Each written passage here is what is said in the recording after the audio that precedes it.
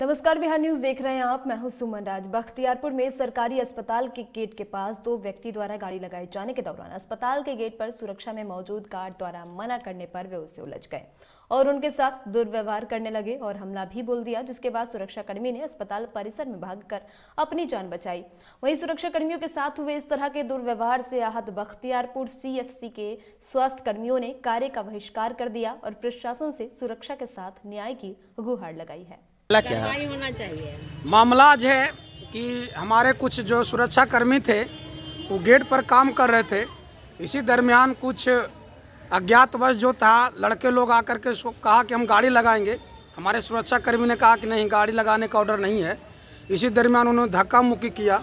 धक्का मुक्की नहीं किया, कुछ असामाजिक तत्वों ने आकर के हमारे कैंपस में आकर के पूरा खदेड़ा और खदेड़ करके मारपीट किया। किनके साथ?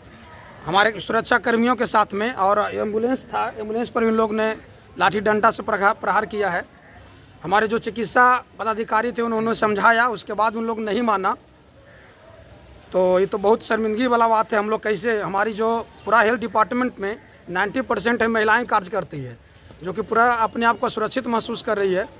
और इस तरह तो हम लोग काम नहीं कर सकते हैं, इसलिए हम लोग आज पूरा कार्य बहिष्कार करेंगे। क्या प्रशासन अभी तक? और प्रशासन तो खबर हुआ था तो यहाँ पर आए थे और आकर के हमारे एक सुरक्षा कर्मी को भी बैठा के लेके गए हैं, उनको भी लेके गए हैं। लेकिन हमारे पूर्ण रूपेण सुरक्षित महसूस कर रहे हैं। इस कोरोना काल में हमारे पूरे महिला कर्मी से लेकर के चिकित्सा पदाधिकारी हम लोग टोटल 24/7 काम कर रहे हैं। रात दिन का कुछ पता नहीं है। उसके बाद अगर इस तरह की स्थिति होती है तो फिर हम लोग कहाँ सुरक्षित हैं। आपका नाम? हमारा नाम सुजीत कुमार हुआ। आप किस पोस्ट पे? और हम यहाँ पर ब्लॉक के मिनी है। क्या हुआ? गाड़ी लगाने के लिए हुआ है सर। सामने जो गेट हमारा है हॉस्पिटल के, वहाँ पर जाम हो रहा था, इसीलिए हमने ये बोला है कि गाड़ी को आगे पीछे कर लीजिए। इतना ही पर है कि दो व्यक्ति मिल करके हम पर हमला किया मारने के लिए। उसके बाद में हमें अंदर को भागा है। अंदर को भागते गया बहुत लोग जुट गए थे। ठीक है, तो फिर हमारे पास डंडा था तो हमने भी शुरू किया है। ठीक है ना, जो कि मैं अपना बीच हॉस्पिटल में आ गया था, इमरजेंसी के सामने है, जो कि डंडा भी फेंक के मारा लेकिन लगा नहीं हमको, हमने बच चुका था उस समय। तो हम उसके बाद अपना डंडा मारना शुरू कर दिया, सबको मारना शुरू कर दिया जो आओ हम पहचानते कि नहीं, अपने बचाव में हमने डंडा मारा है। ये नहीं। क्या आप अकेले थे या और भी आपके साथ गार्ड थे? आप लोग कहाँ पे लोग थे वो नहीं हम कह सकते हैं, लेकिन गार्ड तो यहाँ ड्यूटी है ही है। लेकिन हम उस समय अकेला था, हमारे पर हमला कैसे हुआ था।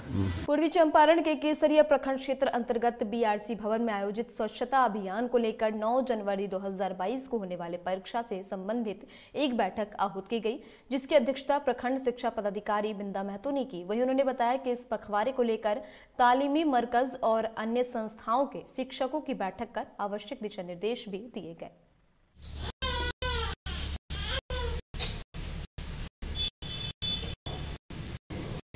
किस पर्पज से बैठक हुआ सर? पर्पज था तालीमी मरकज शिक्षा सेवक टोला सेवक जिसको कहते हैं, उन लोगों की बैठक रखी गई है। जो 9/1/22 को साक्षरता परीक्षा होगी, उसी के संबंध में, परीक्षा की तैयारी के संबंध में बैठक था। आज बैठक कर उसमें दिशा निर्देश दिया गया। उसमें 20 महिलाओं का सूची लिया गया है प्रत्येक टोला सेवक से जी। सभी संकुल केंद्र पर परीक्षा होगी 9 तारीख को। पिछले कई वर्षों से मिथिला राज्य निर्माण सेना विभिन्न गतिविधियों के द्वारा आम जनमानस तक मिथिला राज्य आंदोलन की व्यापकता विकसित करती आ रही है। इसी संदर्भ में सहरसा में मिथिला राज्य निर्माण सेना द्वारा महासचिव राजेश झा के नेतृत्व में मिथिला पुनर्जागरण यात्रा द्वितीय चरण को लेकर प्रेस मीट का आयोजन किया गया।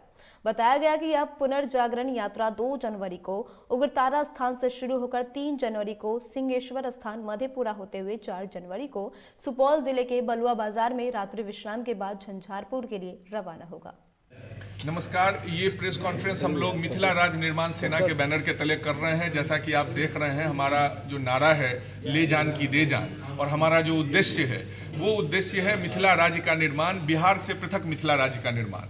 बिहार से अलग मिथिला राज्य का निर्माण इसलिए क्योंकि बिहार का शब्द केवल 100 साल पुराना है और मिथिला का शब्द 3000 साल पुराना है। तो अगर हमारा पट्टा ज़्यादा पुराना है, हमारा अधिकार भी उतना ही मजबूत होना चाहिए।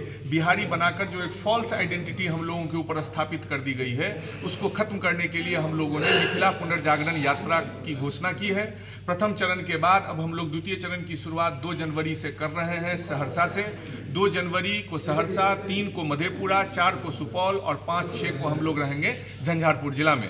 और उद्देश्य हमारा स्पष्ट है, केवल 2 बातें हैं, जनगणना में मैथिली और संविधान में मिथिला राज्य। मैं संपूर्ण मिथिला क्षेत्र के लोगों से ये आग्रह करना चाहूँगा कि मातृभाषा के कॉलम में जब जनगणना के लोग आएँ जनगणना करने के लिए, तो वो उसमें मैथिली अंकित करें। और अगली जो लड़ाई होगी, राजनीतिक लड़ाई 2024 और 2025 की, उस 2024 के आम लोकसभा में और 2025 के विधानसभा में मिथिला राज्य निर्माण सेना के बैनर तले संपूर्ण मिथिला क्षेत्र राजनीतिक लड़ाई लड़ेगी। और उस राजनीतिक लड़ाई को जीतकर हम लोग 2025 में अपना मिथिला राज्य अलग से बनाएंगे। मोकामा नगर परिषद क्षेत्र के इंदिरा नगर में एक महिला का शव झाड़ियों से बरामद किया गया। महिला की मौत को लेकर अभी सस्पेंस बरकरार है। वहीं परिजनों ने मृत महिला की हत्या की आशंका जताई है। मृतक के शरीर पर चोट के निशान भी पाए गए। हालांकि हत्या के कारण अभी तक साफ नहीं हो पाए हैं। वहीं मोकामा पुलिस पूरे मामले की जाँच में जुटी है। हुआ है गांव में, माझी परिवार से एक महिला थी, 35-40 साल उनका उम्र है।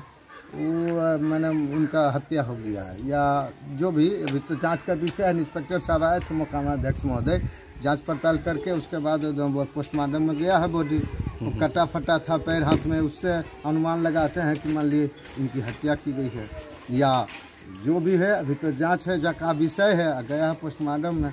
महिला है, माझी परिवार से है, गरीब है। क्या नाम हो गया? मेरा नाम, उसका नाम हो गया चेयरमैनी देवी। आपका क्या नाम हुआ? मेरा नाम हुआ श्याम कुमार। हाँ, क्या हुआ था आपकी माँ के साथ? कब से लापता है आपकी माँ? 10 बजे रात से। क्या मालूम चला? हमको मालूम चला, सुबह मिला, बताया कि मम्मी का मर्डर हो गया। कहाँ मम्मी तुम्हारी थी? रांची पास में जंगल में थी। वहीं फेंका हुआ था? तब उसके बाद तुम लोग यहाँ घर लेके आए हो? पुलिस को जानकारी दिया है? हैं? अच्छा, क्या नाम हुआ आपका? क्या लगता है आपकी माँ के साथ क्या हुआ होगा? दिलों से फटा था सर, क्या पता क्या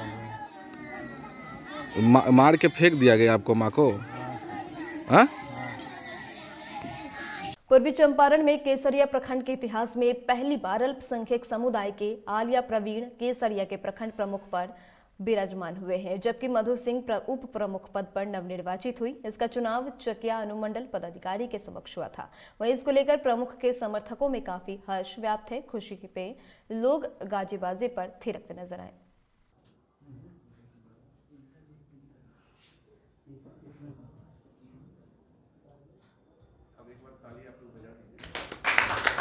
नालंदा में 2 महीने के अंदर दूसरी बार बदमाशों ने मलावा पंचायत सरकारी भवन में चोरी की घटना को अंजाम दिया है। वहीं इस बार बदमाशों ने 6 कमरा के तालों को तोड़कर 2 प्रिंटर, 1 कंप्यूटर सेट और सीसीटीवी के हार्ड डिस्क पर अपना हाथ साफ कर लिया। घटना का पता शुक्रवार की सुबह चला, जब मलावा पंचायत सरकार भवन के कर्मी अपने ऑफिस पहुंचे। वहीं चोरी की सूचना मिलते ही सरमेरा थाने की पुलिस भी मौके पर पहुंची और पूरे मामले की छानबीन में जुटी है।